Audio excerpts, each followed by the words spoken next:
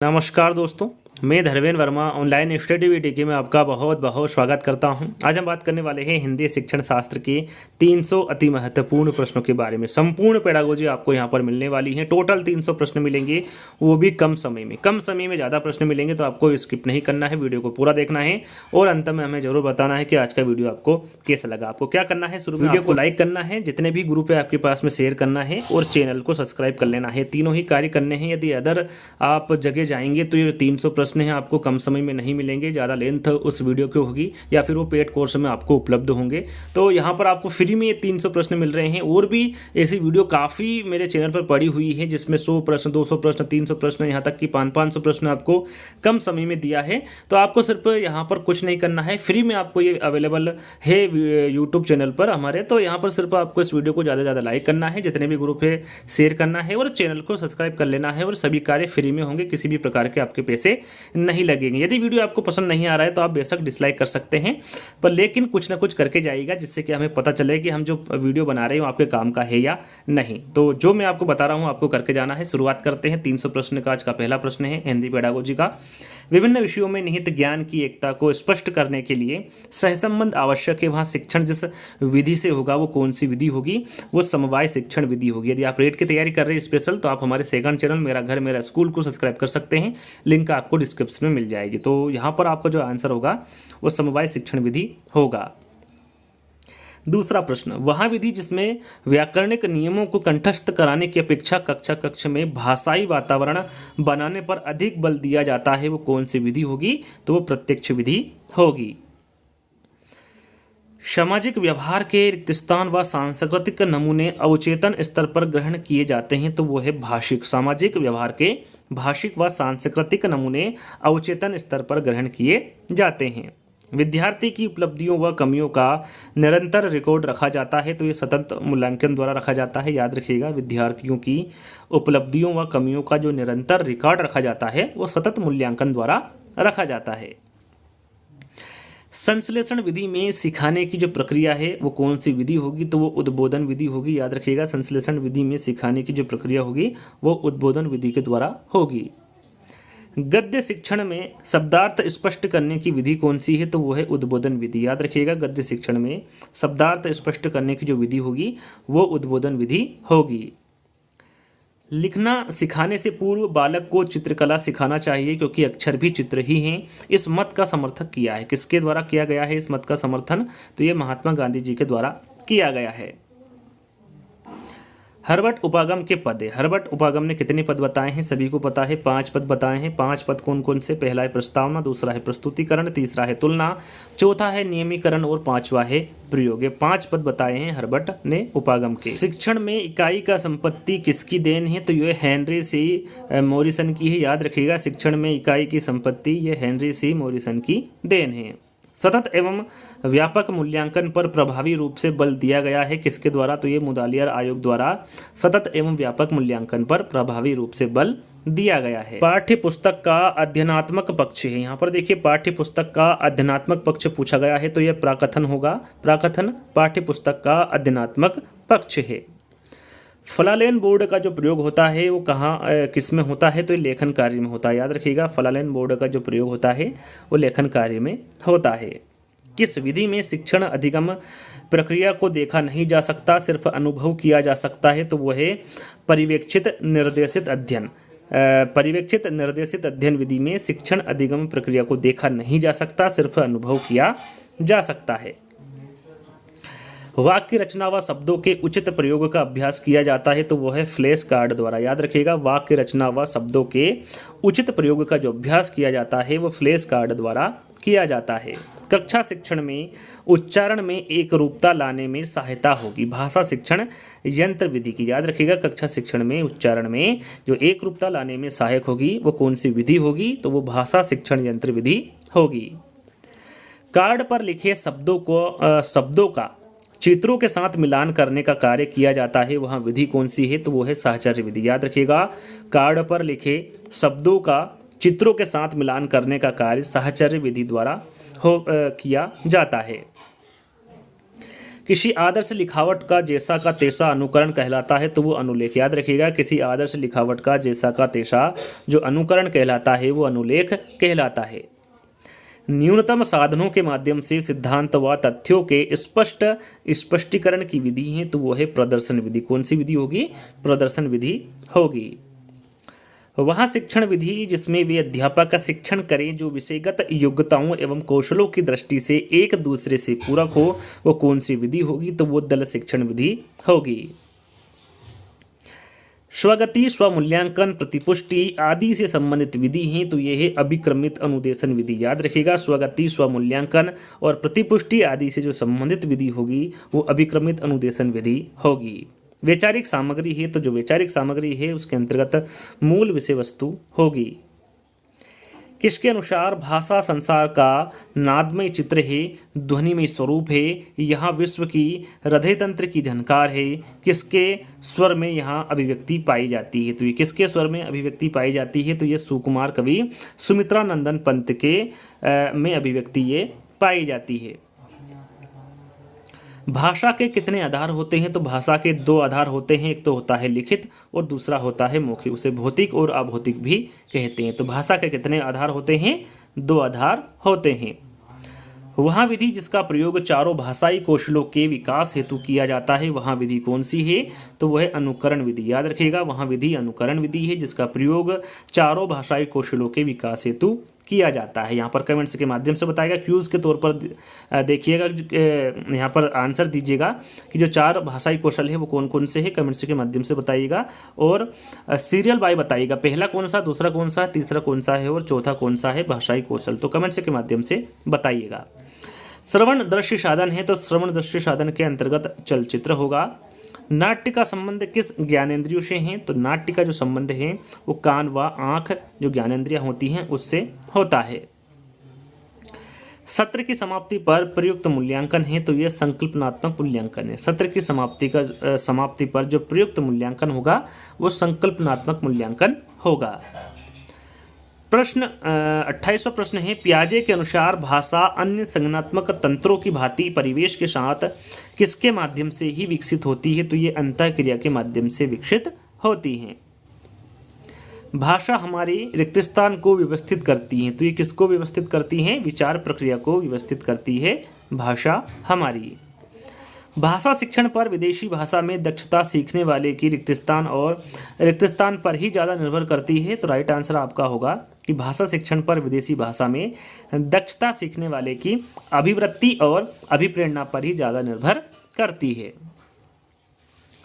कौन सी विधा का अनिवार्यता स्वर पठन किया जाना अपेक्षित है? तो वो है एकांकी। याद रखिएगा, एकांकी विधा का अनिवार्यता स्वर पठन किया जाना अपेक्षित है। नर्सरी तथा प्राथमिक स्तर पर कविता शिक्षण की सर्वश्रेष्ठ प्रणाली, यहाँ पर देखिए सर्वश्रेष्ठ प्रणाली आपको बताना है नर्सरी तथा प्राथमिक स्तर पर कविता शिक्षण की, तो वो है गीत तथा नाट्य प्रणाली। ये सर्वश्रेष्ठ प्रणाली है नर्सरी तथा प्राथमिक स्तर पर कविता शिक्षण की। मौखिक अभिव्यक्ति का आवश्यक गुण है, यहाँ पर देखिए मौखिक अभिव्यक्ति का आवश्यक गुण पूछा गया है तो वह है उच्चारण की शुद्धता। मूल्यांकन का क्षेत्र परीक्षा से होता है, किस प्रकार का होता है? तो वो विस्तृत होता है। याद रखिएगा, जो मूल्यांकन का क्षेत्र है वो परीक्षा से विस्तृत होता है। चिकित्सात्मक अध्यापन को कहा जाता है तो चिकित्सात्मक अध्यापन को क्या कहा जाता है? उपचार कहा जाता है। पाठ्यपुस्तक रचना के सोपान का क्रम है, यहाँ पर देखिए पाठ्यपुस्तक रचना के सोपान का क्रम आपको बताना है, क्रम से बताना है। तो पहला है विषय सामग्री का चयन, दूसरा है स्तरीकरण और तीसरा है प्रस्तुतिकरण। ये क्रम से दिया गया है पाठ्यपुस्तक रचना के सोपान। सत्य असत्य परीक्षण कहलाता है तो जो सत्य असत्य परीक्षण है ये एकांतर प्रत्युत्तर परीक्षण कहलाता है। विचारात्मक अधिगम में सबसे महत्वपूर्ण भूमिका किसकी होती है? तो ये मस्तिष्क की होती है। याद रखिएगा, विचारात्मक अधिगम में जो सबसे महत्वपूर्ण भूमिका होती है ये मस्तिष्क की होती है। रंगमंच अभिनय विधि है तो ये नाटक की है, जो रंगमंच अभिनय विधि होगी ये नाटक की विधि होगी। A.S. ब्लूम ने शिक्षा में कौन सा नवीन आयाम दिया है? तो वह मूल्यांकन उपागम। याद रखिएगा, जो ब्लूम ने शिक्षा में नवीन आयाम दिया है वो मूल्यांकन उपागम दिया है। प्रोजेक्ट विधि में शिक्षा प्रदान की जाती है तो ये जीवन उपयोगी शिक्षा। याद रखिएगा, प्रोजेक्ट विधि में जो शिक्षा प्रदान की जाती है वो जीवन उपयोगी शिक्षा की जाती है।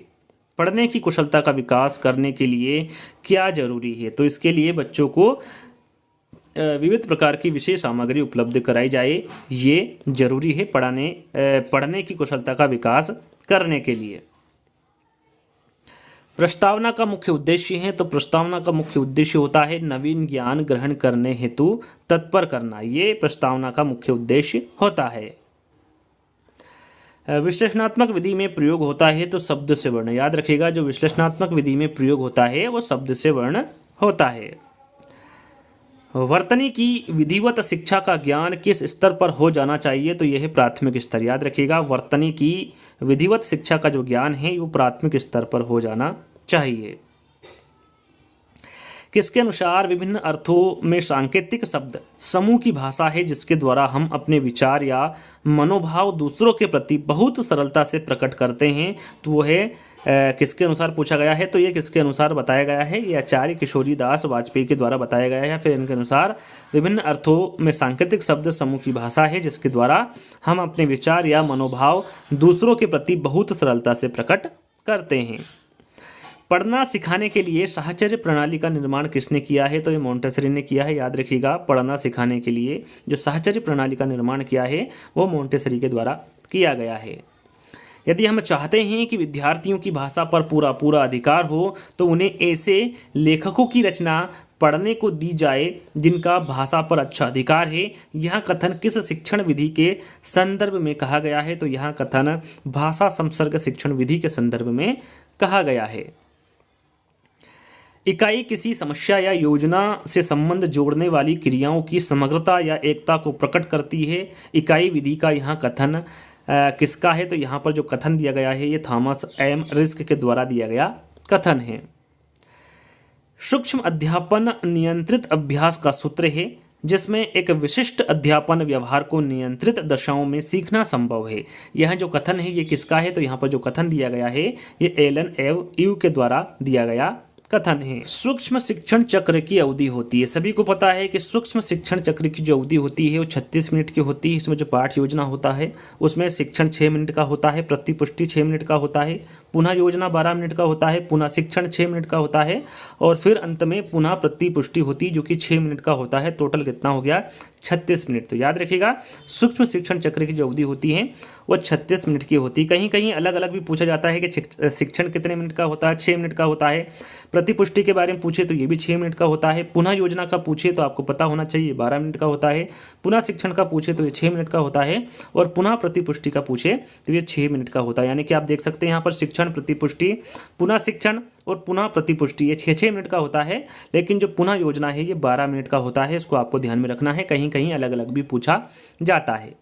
अगला प्रश्न, बोलना मनुष्य को पूर्णता तक पहुंचाता है लेकिन लिखना आदमी को परम शुद्ध बनाता है। कौशल के संबंध में यहाँ कथन किसका है? तो यहाँ पर जो कथन दिया गया है ये अरस्तु का कथन है।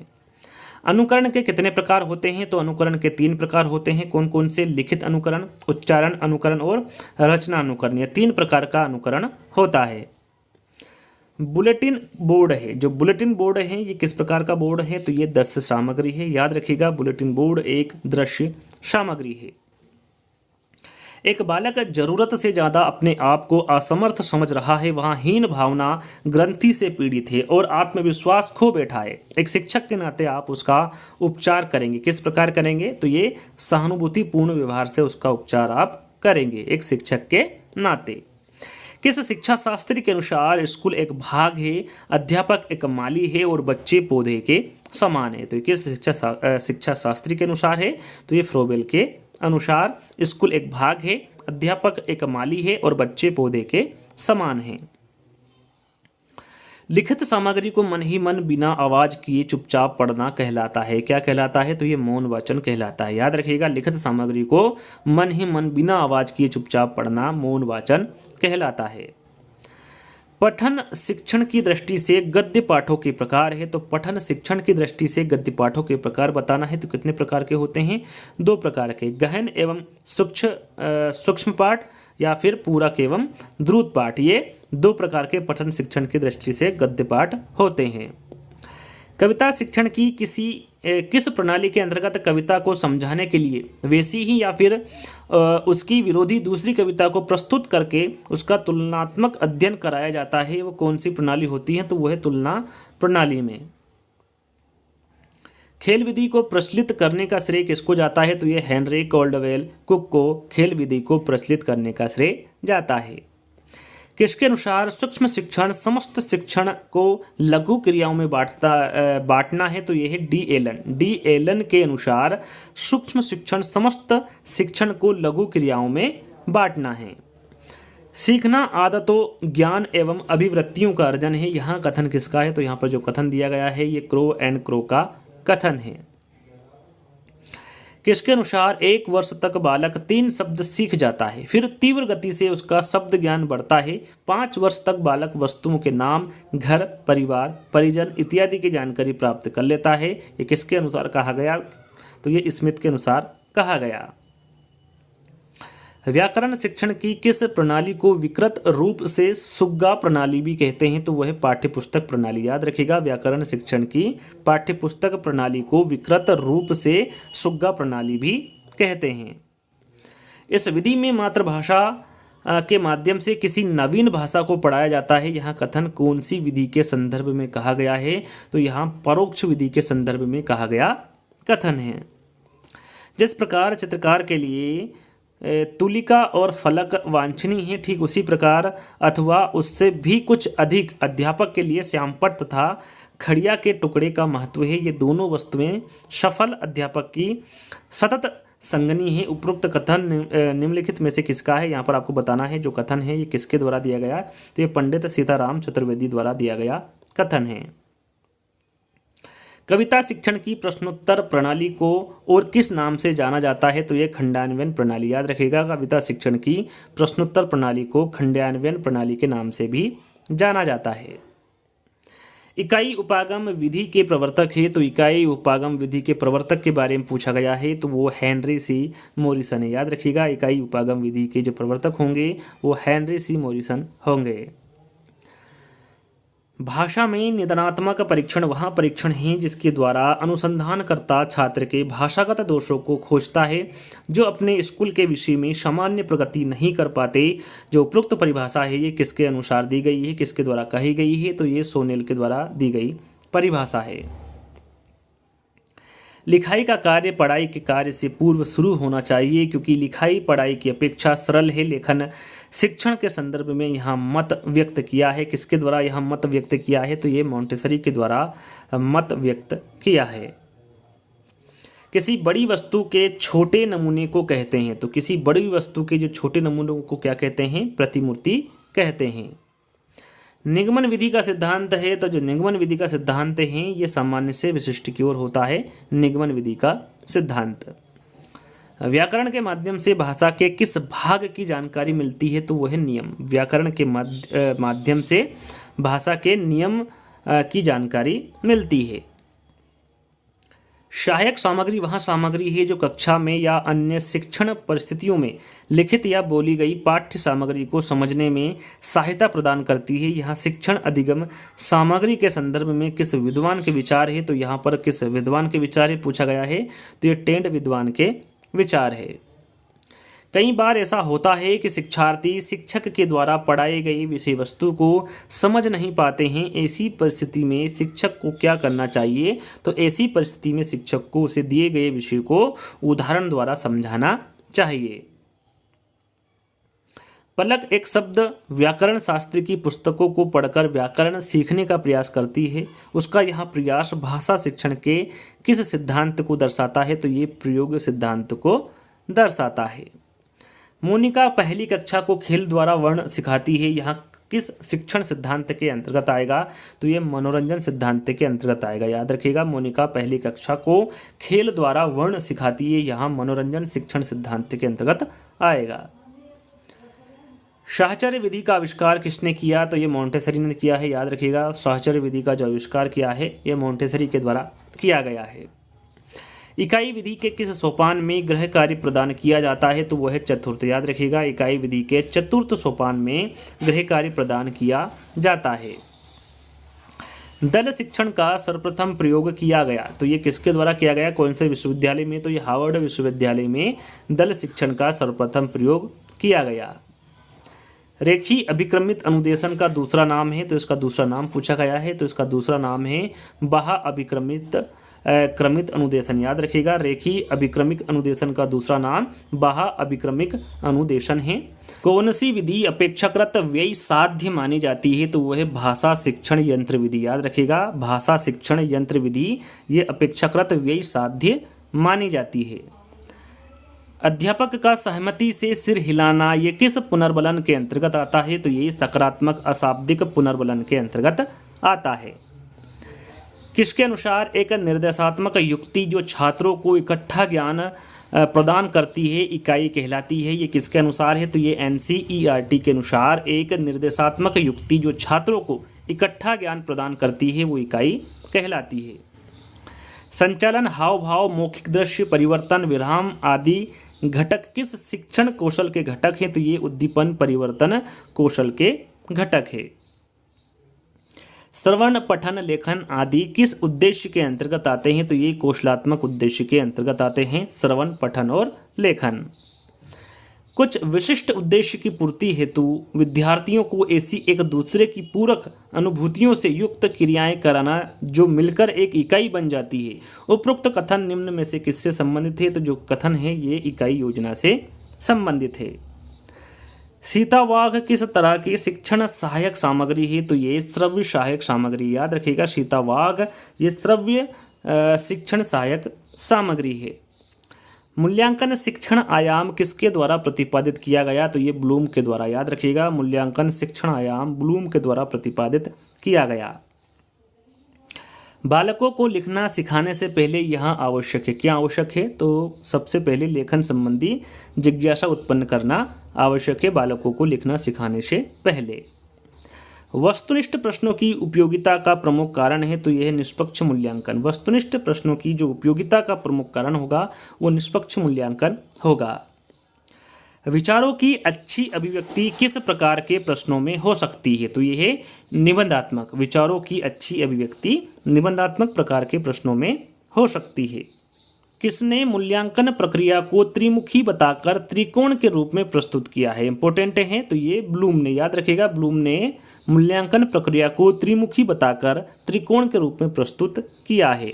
उपचारात्मक सुधारने का कार्य किन कक्षाओं में करना चाहिए, तो वह है प्रारंभिक कक्षाओं में। याद रखिएगा, उपचारात्मक सुधारने का कार्य प्रारंभिक कक्षाओं में करना चाहिए। गृह कार्य का मुख्य उद्देश्य क्या है, तो गृह कार्य का मुख्य उद्देश्य है पढ़ाए गए पाठ को दोहराने के लिए अवसर देना।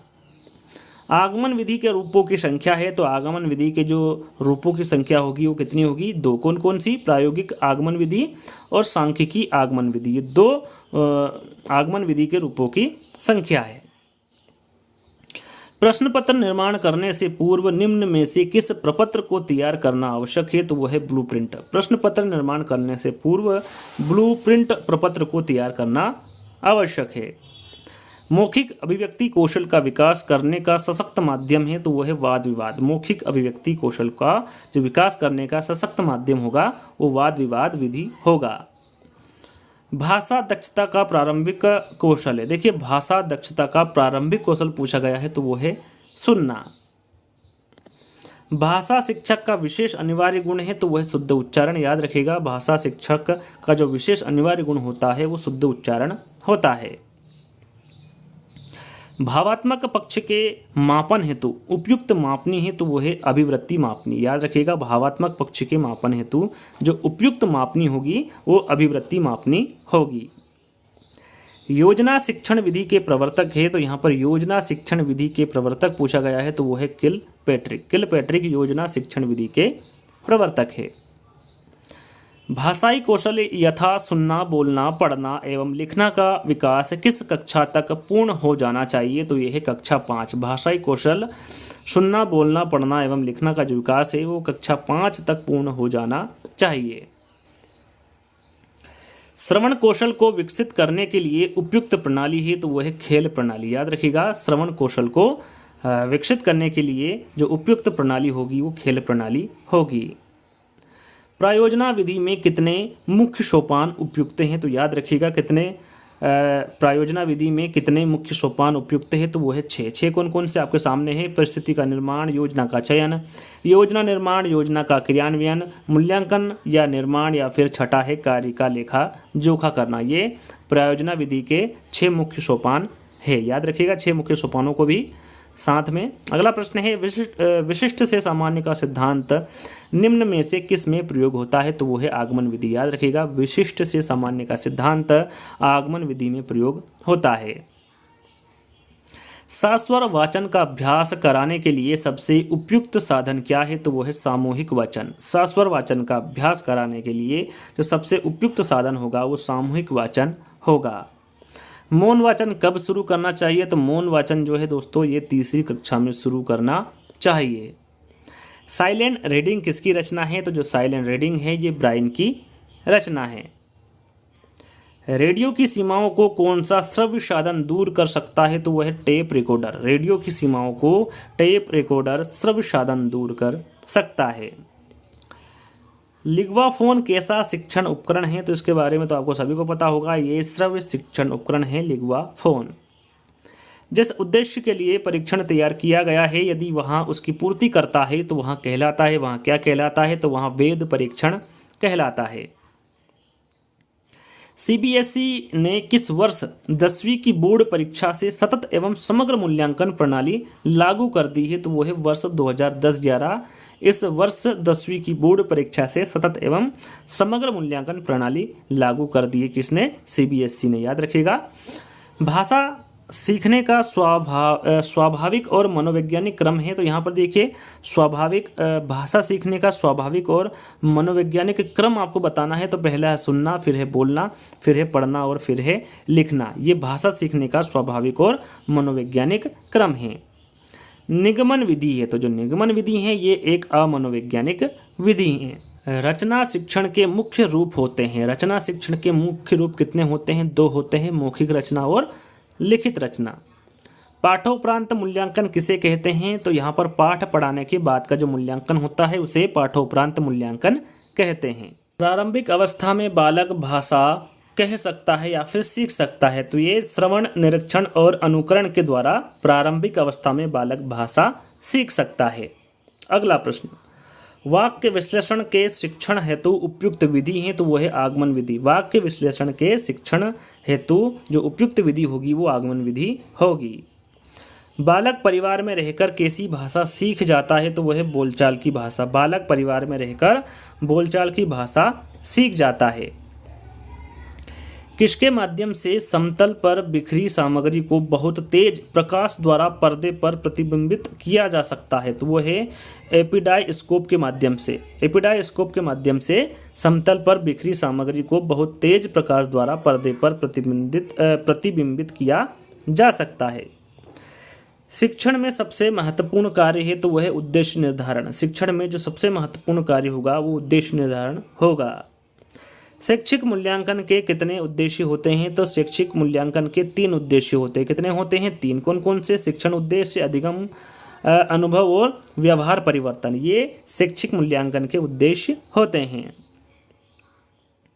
निदान की परीक्षण विधि के प्रकार होते हैं? तो निदान की परीक्षण विधि के जो प्रकार होते हैं वो 2 होते हैं, दार्शनिक विधि और निदानात्मक परीक्षण। ये निदान की परीक्षण विधि के प्रकार होते हैं।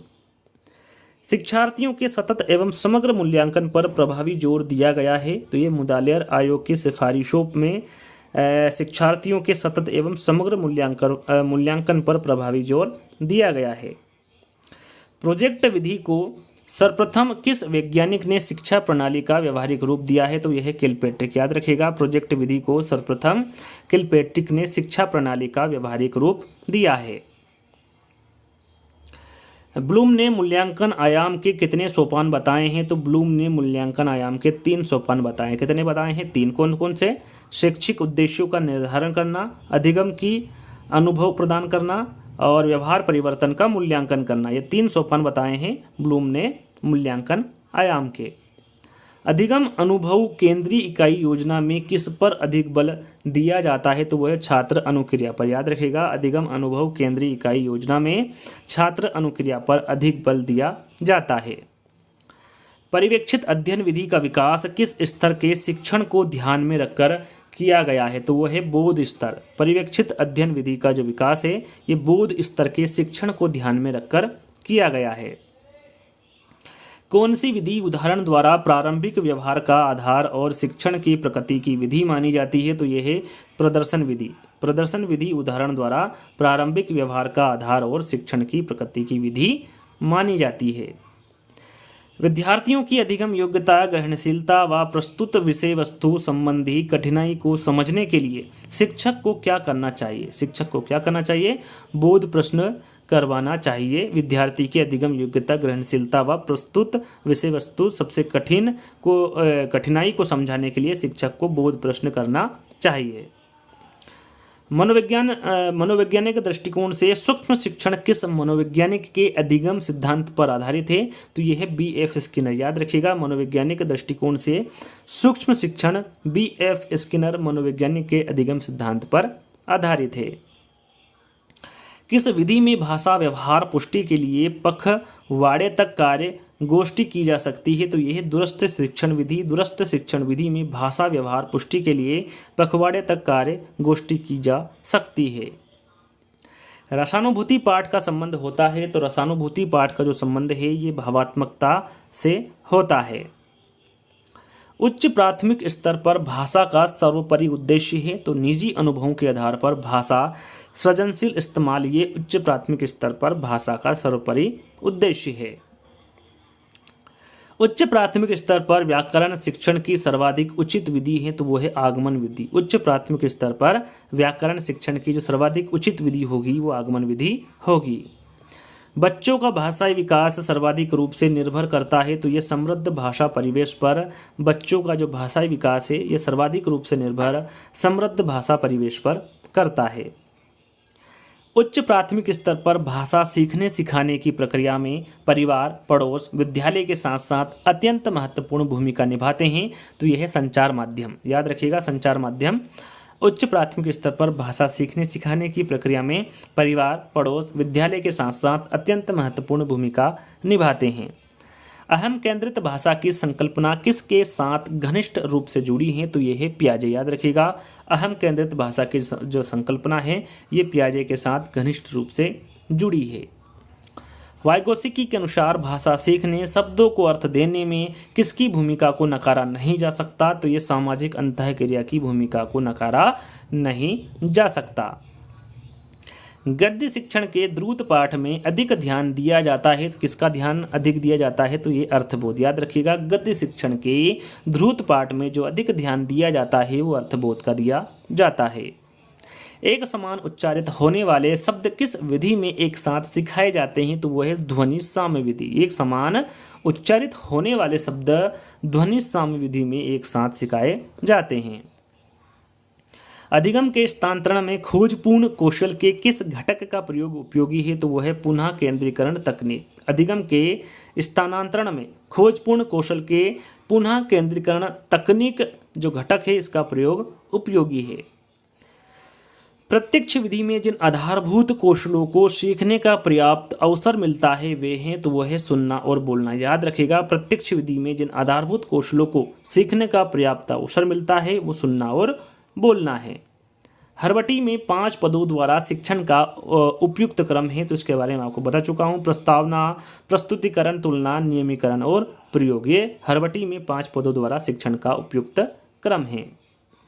मातृभाषा और सीखी जाने वाली द्वितीय भाषा दोनों का भाषा वैज्ञानिक विश्लेषण प्रस्तुत करने हेतु प्रभावी विधि है, तो वह है व्यतिरेक विधि। याद रखिएगा, व्यतिरेक विधि यहाँ पर आपका राइट आंसर होगा। अनुवाद विधि सिद्धांत का पालन करती है ज्ञात से अज्ञात की ओर। याद रखिएगा, जो अनुवाद विधि सिद्धांत है इसका जो पालन करती है वो ज्ञात से अज्ञात की ओर करती है। प्रायोजना विधि के प्रकार है, तो प्रायोजना जो विधि है इसके प्रकार कितने हैं? 4। कौन कौन से? समस्यात्मक प्रायोजना, कलात्मक जिसे आनंदात्मक प्रायोजना भी कहते हैं, अभ्यासात्मक प्रायोजना और रचनात्मक प्रायोजना, ये 4 प्रकार के प्रायोजना विधि होती हैं। किस विधि को सामाजिकृत अभिव्यक्ति भी कहा जाता है? तो वह पर्यवेक्षित अध्ययन विधि। इस विधि को सामाजिकृत अभिव्यक्ति भी कहा जाता है। पर्यवेक्षित अध्ययन विधि के जन्मदाता है, तो पर्यवेक्षित अध्ययन विधि के जन्मदाता पूछा गया है तो वो डेजी मोरविन है। किसने कहा है कि जो कार्य अपनी इच्छा से स्वतंत्रता पूर्वक करे वही खेले? काफ़ी इंपॉर्टेंट यहाँ पर कथन है, तो ये ड्यूलिक का कथन है और अपनी पुस्तक फिलोसफी ऑफ प्ले में लिखा है। यहाँ पर पूछा जाए कि यहाँ जो कथन है कि कौन सी पुस्तक में लिखा गया है, तो ये फिलोसफी ऑफ प्ले में लिखा गया कथन है। और किसके द्वारा लिखा गया है? ड्यूलिक के द्वारा लिखा गया कथन है। रचना अनुवाद विधि को और किस नाम से जाना जाता है? तो यह व्याकरण अनुवाद विधि। रचना अनुवाद विधि को व्याकरण अनुवाद विधि के नाम से जाना जाता है। सैनिक विधि या फिर आर्मी मेथड को और किस नाम से जाना जाता है? तो इसको अनुकरण, परिस्मरण विधि और श्रम भाष्य सेना विधि के नाम से जाना जाता है। सैनिक विधि या फिर आर्मी मेथड को याद रखिएगा, इंपॉर्टेंट प्रश्न है। सर्वाधिक प्राचीन विधि कौन सी है? तो सर्वाधिक प्राचीन विधि के बारे में पूछे तो आपका राइट आंसर व्याख्यान विधि होगा। दल शिक्षण विधि को और किस नाम से जाना जाता है? तो जो दल शिक्षण विधि है इसको समूह शिक्षण, सहकारी शिक्षण विधि और सहयोगी शिक्षण के नाम से जाना जाता है दल शिक्षण विधि को। किसके अनुसार दल शिक्षण एक ऐसी व्यवस्था है जिसमें कई शिक्षक अपने स्रोतों, अभिरुचियों एवं दक्षताओं के अनुरूप एक ही कक्षा में शिक्षण कार्य करते हैं?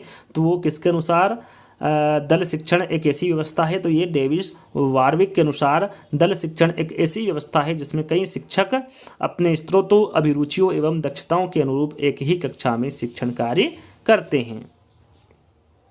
श्रुत लेखन अभ्यास विधि किस कक्षाओं के लिए उपयोगी है? तो ये प्राथमिक कक्षाओं के लिए, याद रखिएगा। श्रुत लेखन अभ्यास विधि ये प्राथमिक कक्षाओं के लिए उपयोगी हैं।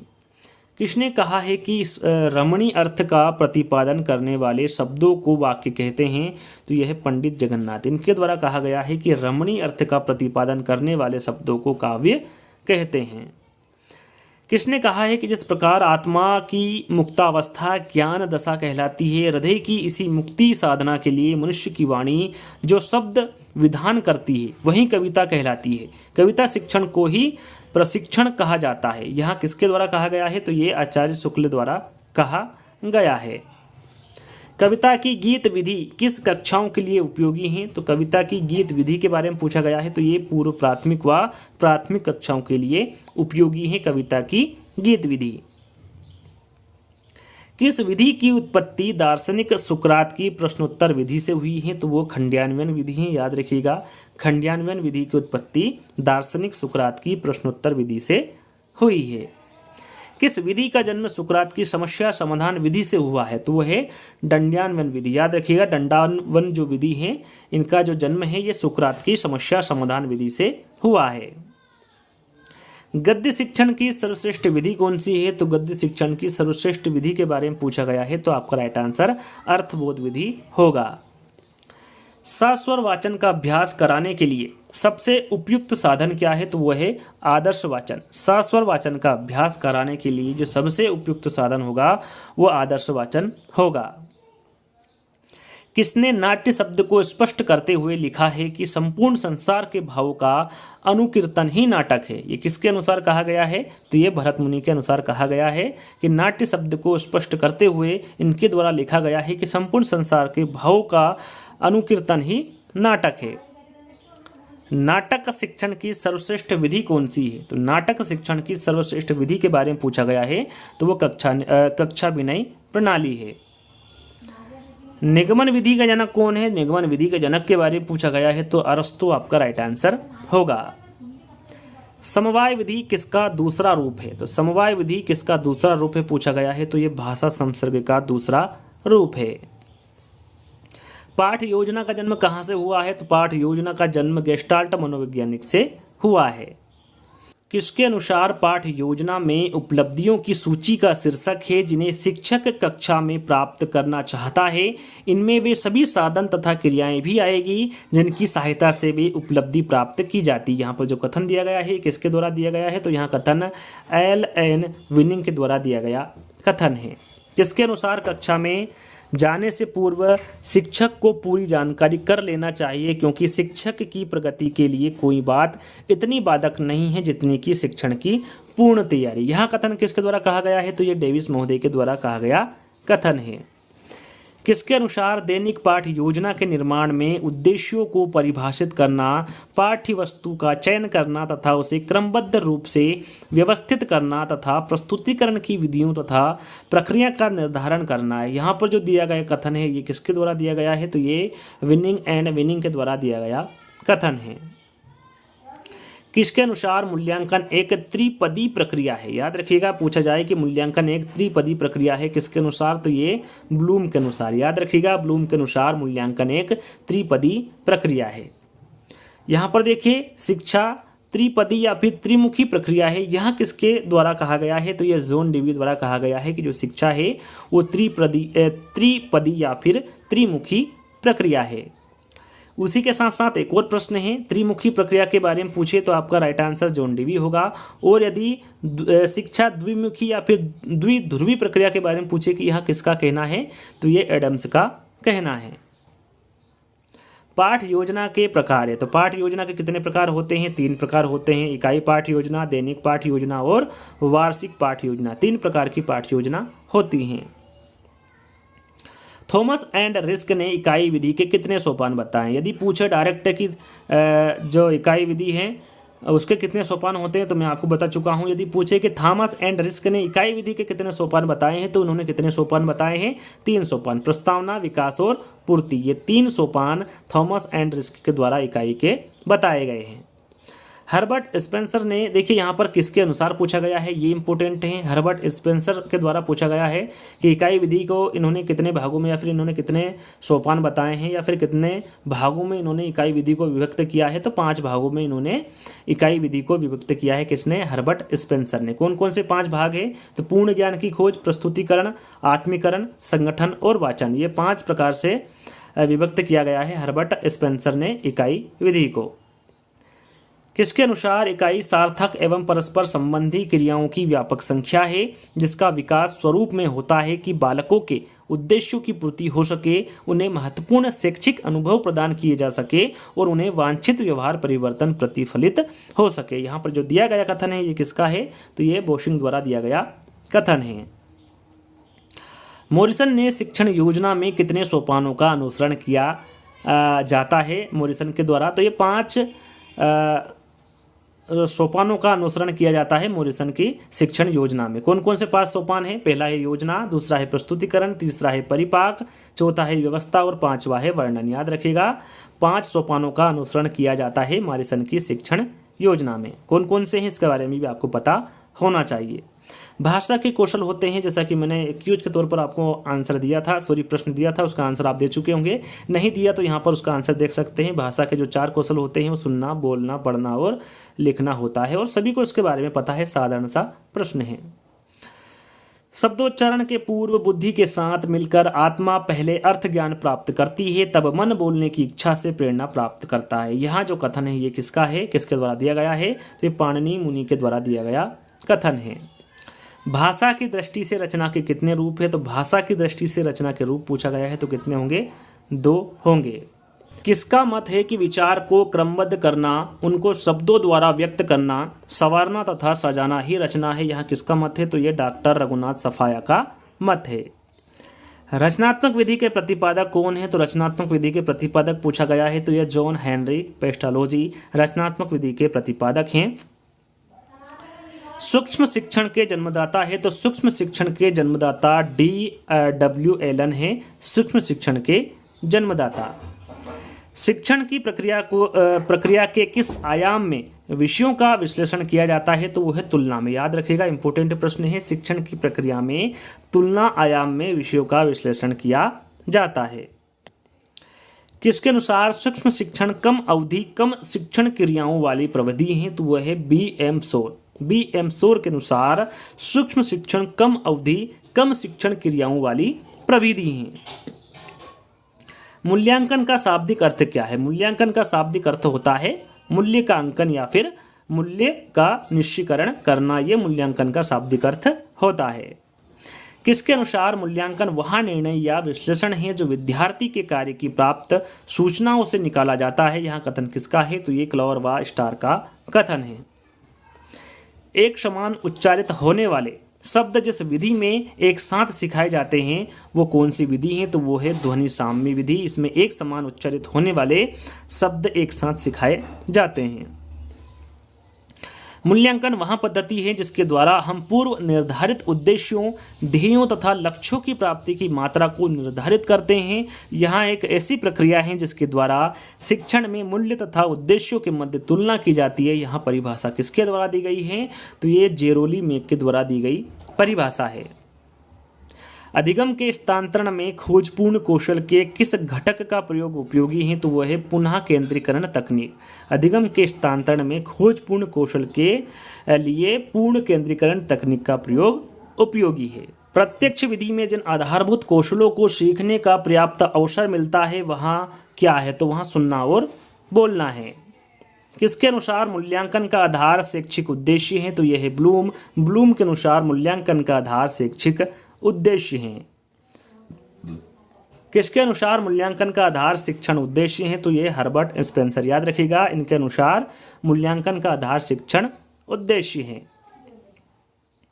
मातृभाषा और सीखी जाने वाली द्वितीय भाषा दोनों की भाषा वैज्ञानिक विश्लेषण प्रस्तुत करने हेतु प्रभावी विधि है। वो कौन सी विधि है? तो ये व्यतिरेक विधि है। निबंधात्मक परीक्षाओं में कौन सी परीक्षाएं अधिक विश्वसनीय होती हैं? तो वह है वस्तुनिष्ठ परीक्षाएं। याद रखिएगा, निबंधात्मक परीक्षाओं में वस्तुनिष्ठ परीक्षाएं अधिक विश्वसनीय होती हैं। अनुवाद विधि सिद्धांत का पालन करती हैं। तो ये ज्ञात से अज्ञात की ओर, याद रखिएगा, अनुवाद विधि सिद्धांत का जो पालन करती है वो ज्ञात से अज्ञात की ओर करती है। संस्कृत भाषा शिक्षण हेतु मूल्यांकन को कितने भागों में बांटा गया है? तो 2 भागों में, याद रखिएगा, पाठांतर्गत मूल्यांकन और पाठोपरांत मूल्यांकन, ये 2 भागों में बांटा गया है संस्कृत भाषा शिक्षण हेतु मूल्यांकन को। किस मूल्यांकन में पाठ के बीच बीच में शिक्षक बोध प्रश्नों द्वारा मूल्यांकन करता है, जिसके अंतर्गत उच्चारण, वाक्य प्रयोग एवं शब्द बोध का पता लगता है? तो वो है पाठांतर्गत मूल्यांकन। दूसरा मूल्यांकन मैंने आपको बताया था पाठोपरांत मूल्यांकन, वो इसी प्रश्न में दिया गया है कि किस मूल्यांकन में शिक्षक पुनरावृत्ति प्रश्नों द्वारा मूल्यांकन करता है, जिसके अंतर्गत वस्तुनिष्ठ प्रश्न, लघु उत्तरात्मक एवं निबंधात्मक प्रश्न होते हैं। वो कौन सा मूल्यांकन है? तो वो पाठोपरांत मूल्यांकन है। हिंदी भाषा हेतु मूल्यांकन को कितने भागों में बांटा गया है? तो हिंदी भाषा हेतु मूल्यांकन को 2 भागों में बांटा गया है। कौन कौन से आपके सामने हैं? परिमाणात्मक प्रविधियां और दूसरा है गुणात्मक प्रविधियां। ये 2 भागों में बांटा गया है हिंदी भाषा हेतु मूल्यांकन को। मूल्यांकन में कौन सी प्रविधियां अधिक उपयोगी, विश्वसनीय तथा वैध होती हैं? इन्हें प्राचीन विधियां भी कहा जाता है। तो ये कौन सा मूल्यांकन में कौन सी प्रविधि होती हैं? तो यह है परिमाणात्मक प्रविधियां, जो कि अधिक उपयोगी, विश्वसनीय तथा वैध होती हैं। इन्हें प्राचीन विधियां भी कहा जाता है। परिमाणात्मक प्रविधियां कितने प्रकार की होती हैं? तो जो परिमाणात्मक प्रविधियां हैं ये 3 प्रकार की होती है। कितने प्रकार की? 3 प्रकार की। मौखिक परीक्षा, लिखित परीक्षा और प्रायोगिक परीक्षा। याद रखिएगा, ये कितने प्रकार की होती हैं? 3 प्रकार की। कौन सी विधि उदाहरण द्वारा प्रारंभिक व्यवहार का आधार और शिक्षण की प्राकृतिक विधि मानी जाती है? तो वह है प्रदर्शन विधि। याद रखिएगा, प्रदर्शन विधि उदाहरण द्वारा प्रारंभिक व्यवहार का आधार और शिक्षण की प्राकृतिक विधि मानी जाती है। विद्यार्थियों की अधिगम योग्यता, ग्रहणशीलता व प्रस्तुत विषय वस्तु संबंधी कठिनाई को समझने के लिए शिक्षक को क्या करना चाहिए? तो बोध प्रश्न को करवाना चाहिए। विद्यार्थियों की अधिगम योग्यता, ग्रहणशीलता व प्रस्तुत विषय वस्तु संबंधी कठिनाई को समझने के लिए। किस परीक्षा के द्वारा छात्रों की विचाराभिव्यक्ति, कल्पना शक्ति का परीक्षण किया जा सकता है? तो वह है लिखित परीक्षा। लिखित परीक्षा के द्वारा छात्रों की विचाराभिव्यक्ति, कल्पना शक्ति का परीक्षण किया जा सकता है। लिखित परीक्षा कितने प्रकार की होती हैं? तो लिखित परीक्षा 2 प्रकार की होती हैं। एक होती है वस्तुनिष्ठ परीक्षा और दूसरी होती है निबंधात्मक परीक्षा। ये 2 प्रकार की लिखित परीक्षा होती हैं। मनोवैज्ञानिक दृष्टिकोण से सूक्ष्म शिक्षण किस मनोवैज्ञानिक के अधिगम सिद्धांत पर आधारित है? तो यह है B.F. स्किनर। याद रखिएगा, B.F. स्किनर के दृष्टिकोण से सूक्ष्म शिक्षण अधिगम सिद्धांत पर आधारित है। किस परीक्षा का प्रयोग बालक के विषय ज्ञान की उपलब्धि, सत्यासत्य एवं तथ्य ज्ञान हेतु किया जाता है? तो वह है वस्तुनिष्ठ परीक्षा। वस्तुनिष्ठ परीक्षा का प्रयोग बालक की विषय ज्ञान की उपलब्धि, सत्य एवं तथ्य ज्ञान हेतु किया जाता है। किस परीक्षाओं का आयोजन आंतरिक मूल्यांकन के लिए किया जाता है? तो वह है गुणात्मक परीक्षाएं। गुणात्मक परीक्षाओं का आयोजन आंतरिक मूल्यांकन के लिए किया जाता है। गुणात्मक परीक्षाएं कितने प्रकार की होती हैं? तो गुणात्मक परीक्षाएं 5 प्रकार की होती हैं। कौन कौन सी? संचयी आलेख, निरीक्षण, एनेक्डोटल आलेख, जांच सूची, रेटिंग स्केल या फिर क्रम निर्धारण मान। ये गुणात्मक परीक्षाएं 5 प्रकार की होती हैं। कौन कौन सी होती हैं ये आपके सामने है। अगला प्रश्न, सतत एवं व्यापक मूल्यांकन का मुख्य उद्देश्य क्या है? तो सतत एवं व्यापक मूल्यांकन का जो मुख्य उद्देश्य होता है वो बालक के सभी पक्षों का मूल्यांकन करना है जो वहाँ विद्यालय में उपस्थित हो। किसके अनुसार शिक्षण निर्मित परीक्षणों में बहुत कम विश्वसनीयता होती है? तो ये किसके अनुसार कहा गया है? तो ये एलिस महोदय के अनुसार कहा गया है कि शिक्षण निर्मित परीक्षणों में बहुत कम विश्वसनीयता होती हैं। उपचार शब्द से अभिप्राय, यहाँ पर उपचार शब्द से अभिप्राय बताना है तो इलाज या समस्या को दूर करना, ये उपचार शब्द का अभिप्राय होता है। भाषा है, भाषा क्या है? तो भाषा एक अर्जित संपत्ति है। भाषा शिक्षण में बहुमुखी प्रयास का अभिप्राय है। तो भाषा शिक्षण में जो बहुमुखी प्रयास का अभिप्राय होगा वो सभी विषयों के शिक्षण में भाषा पर बल देना होगा। अनुकरण विधि रचना के लिए उपयुक्त है। तो अनुकरण विधि रचना के जो लिए उपयुक्त होगा वो प्रारंभिक स्तर होगा। विद्यार्थियों में भाषा के प्रति रुचि के विकास में किस प्रणाली की भूमिका सबसे अधिक है? तो वह है अवलोकन। याद रखिएगा, विद्यार्थियों में भाषा के प्रति रुचि के विकास में अवलोकन प्रणाली की भूमिका सबसे अधिक है। श्रुत लेख में किस कौशल का अधिक विकास होता है? तो वह है श्रवण कौशल। श्रुत लेख में श्रवण कौशल का अधिक विकास होता है। मूल्यांकन उपयोगी है। तो मूल्यांकन विद्यार्थी की प्रगति जानने के लिए उपयोगी है। यदि कोई विद्यार्थी अशुद्ध लिखता है तो आप क्या उपचार करेंगे? तो आप उपचारात्मक शिक्षण का उपचार करेंगे यदि कोई विद्यार्थी अशुद्ध लिखता है तो। भाषा शिक्षण की सूत्र विधि का मूल स्रोत कौन सी भाषा है? तो वो है संस्कृत। याद रखिएगा, भाषा शिक्षण की सूत्र विधि का जो मूल स्रोत होगा वो संस्कृत भाषा होगा। लेखन और उच्चारण के लिए अनुकरण विधि उपयोगी है। तो यह है प्रारंभिक स्तर पर। याद रखिएगा, लेखन और उच्चारण के लिए जो अनुकरण विधि उपयोगी हैं ये प्रारंभिक स्तर पर उपयोगी हैं। प्रारंभिक स्तर पर वाचन का मुख्य उद्देश्य है। तो वह है शुद्ध उच्चारण क्षमता का विकास करना। याद रखिएगा, प्रारंभिक स्तर पर वाचन का जो मुख्य उद्देश्य होगा वो शुद्ध उच्चारण क्षमता का विकास करना होगा। उच्चारण कौशल की परीक्षा किससे ली जा सकती है? तो यह है मौखिक परीक्षा। उच्चारण कौशल की परीक्षा मौखिक परीक्षा से ली जा सकती है। उच्चारण शिक्षण में नहीं होना चाहिए। तो उपहास। याद रखिएगा, उच्चारण शिक्षण में उपहास नहीं होना चाहिए। सामान्य से विशिष्ट का सिद्धांत किस में प्रयोग होता है? तो ये निगमन विधि में। याद रखिएगा, सामान्य से विशिष्ट का सिद्धांत निगमन विधि में प्रयोग होता है। परीक्षण की वास्तविक रचना से पूर्व उसकी प्रारंभिक जांच कर लेनी चाहिए। इस प्रारंभिक जांच को कहते हैं। तो इस प्रारंभिक जांच को क्या कहते हैं? इस प्रारंभिक जांच को पायलट स्टडी कहते हैं। अधिगम की संपूर्णता होती है। तो ये इकाई योजना में। याद रखिएगा, अधिगम की संपूर्णता इकाई योजना में होती हैं। लेखन कला का विकास होता है। तो लेखन कला का जो विकास होता है ये अभ्यास से होता है। हिंदी शिक्षण में उपलब्धि की जांच की जा सकती है। तो ये उपलब्धि परीक्षण से। याद रखिएगा, हिंदी शिक्षण में उपलब्धि की जांच उपलब्धि परीक्षण से की जा सकती है। भाषा की शिक्षा दी जाती है। तो ये अर्थग्रहण और अभिव्यक्ति के लिए। याद रखिएगा, भाषा की जो शिक्षा है ये अर्थग्रहण और अभिव्यक्ति के लिए दी जाती है। व्याकरण अनुवाद विधि को किस नाम से भी जाना जाता है? तो व्याकरण अनुवाद विधि को भंडारक विधि के नाम से भी जाना जाता है। लेखन क्रिया के शिक्षण का आरंभ होता है। तो सीधी रेखाओं से। याद रखिएगा, इंपॉर्टेंट है, लेखन क्रिया के शिक्षण का जो आरंभ होता है वो सीधी रेखाओं से होता है। ध्रुत पाठ है। तो जो ध्रुत पाठ है ये कविता का एक अध्ययन है। शब्द भंडार में वृद्धि के लिए सर्वाधिक उपयुक्त है। तो ये है गद्य शिक्षण। याद रखिएगा, शब्द भंडार में वृद्धि के लिए जो सर्वाधिक उपयुक्त होगा वो गद्य शिक्षण होगा। भाषा शिक्षण में दृश्य श्रव्य साधनों का प्रयोग का मुख्य प्रयोजन है। यहाँ पर इसका मुख्य प्रयोजन आपको बताना है। विद्यार्थियों की विभिन्न इंद्रियों की क्रियाशीलता बनाना, ये भाषा शिक्षण में दृश्य श्रव्य साधनों का मुख्य प्रयोजन है। याद रखिएगा, इंपॉर्टेंट है।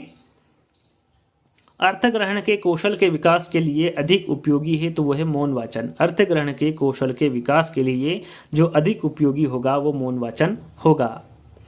पठन का पहला स्तर, देखिए यहाँ पर पठन का पहला स्तर कौन सा होगा, तो वो चित्र पठन होगा। उपचारात्मक शिक्षण किस प्रकार का कार्य है, तो यहाँ पर जो उपचारात्मक शिक्षण है ये अनुदेशनात्मक प्रकार का कार्य है। भाषाई कौशल में गौण कौशल है तो वह पढ़ना और लिखना, याद रखिएगा गौण कौशल के बारे में पूछे तो ये पढ़ना और लिखना है। व्याकरण शिक्षण की सबसे श्रेष्ठ विधि है तो वह है आगमन विधि, व्याकरण शिक्षण की सबसे श्रेष्ठ विधि आगमन विधि है।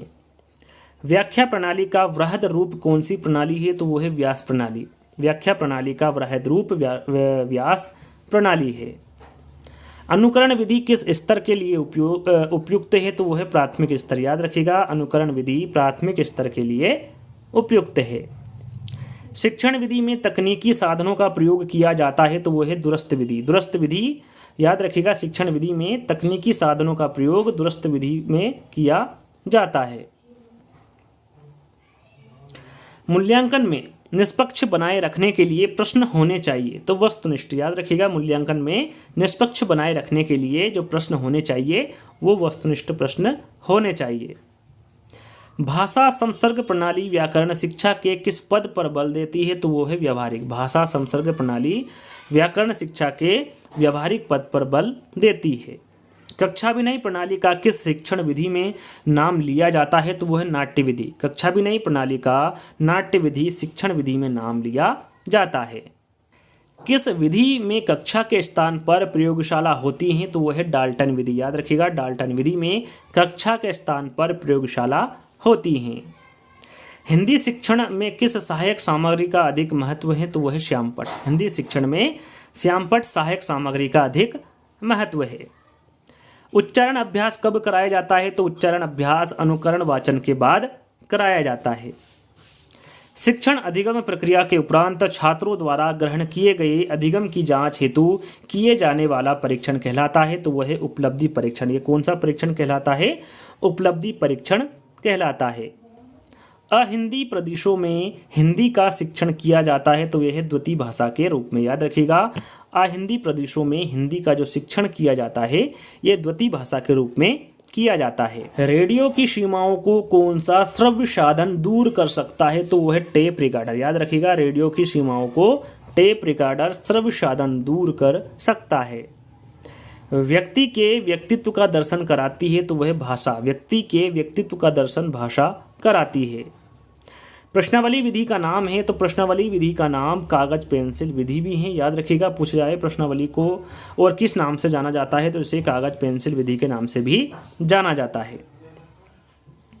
कौन सी विधि छोटे कम बुद्धिमान और साधारण बालकों के लिए उपयोगी है, तो वो है खंड विधि, याद रखिएगा खंड विधि छोटे कम बुद्धिमान और साधारण बालकों के लिए उपयोगी है। वाक्य विश्लेषण के शिक्षण हेतु उपयुक्त विधि है, तो वो है आगमन विधि, याद रखिएगा वाक्य विश्लेषण के शिक्षण हेतु जो उपयुक्त विधि होगी वो आगमन विधि होगी।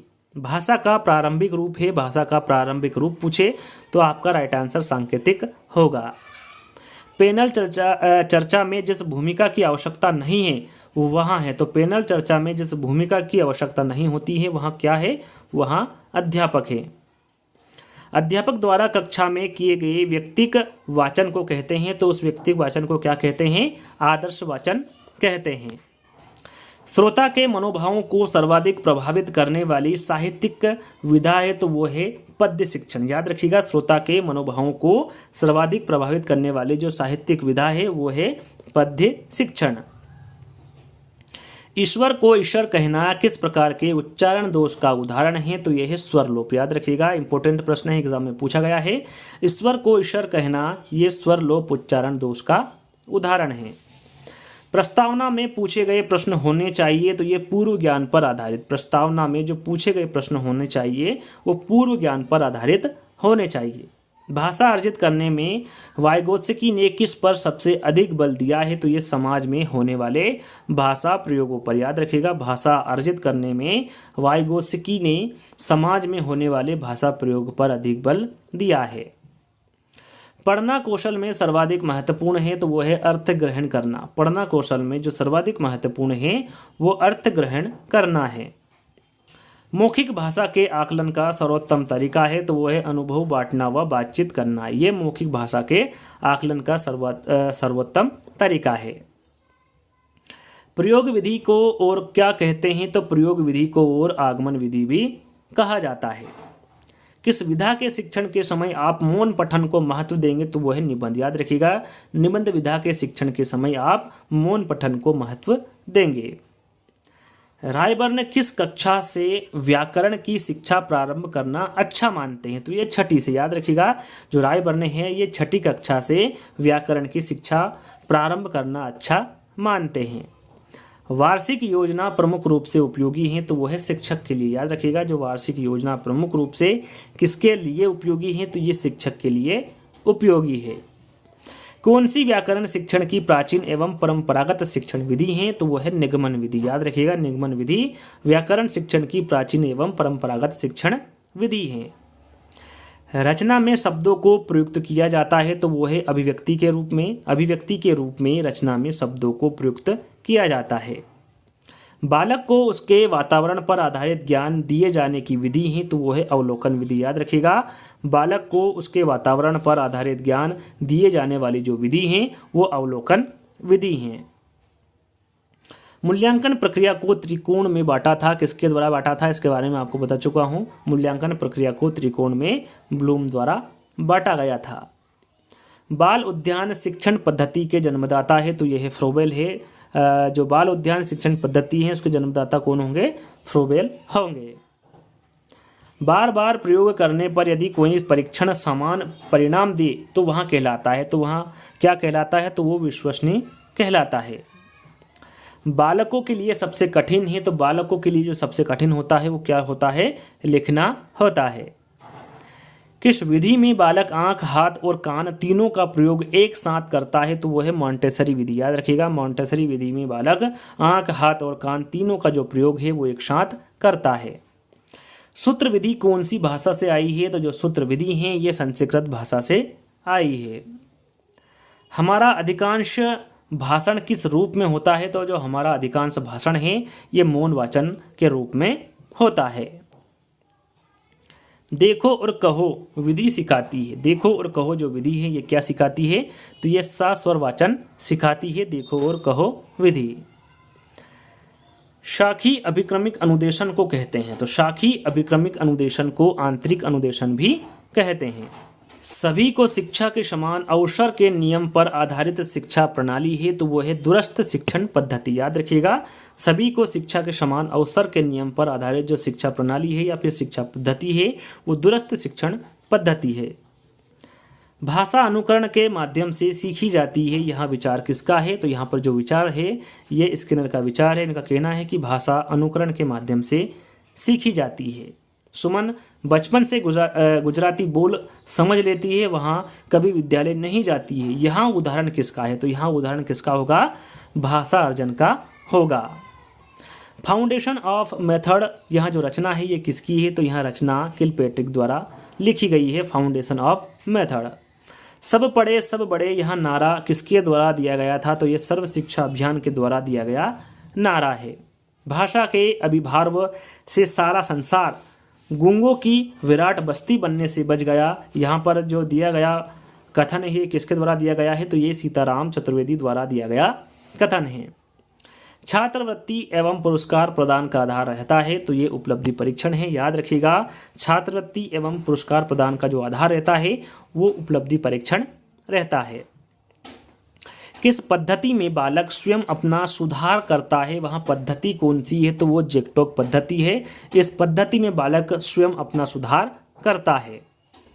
उपचारात्मक कार्य होना चाहिए? तो उपचारात्मक कार्य प्रत्येक पाठ के बाद होना चाहिए। प्राथमिक स्तर पर कविता शिक्षण की सर्वश्रेष्ठ विधि कौन सी? यहाँ पर देखिए, प्राथमिक स्तर पर कविता शिक्षण की सर्वश्रेष्ठ विधि के बारे में पूछा गया है, तो वो गीत एवं अभिनय विधि होगी।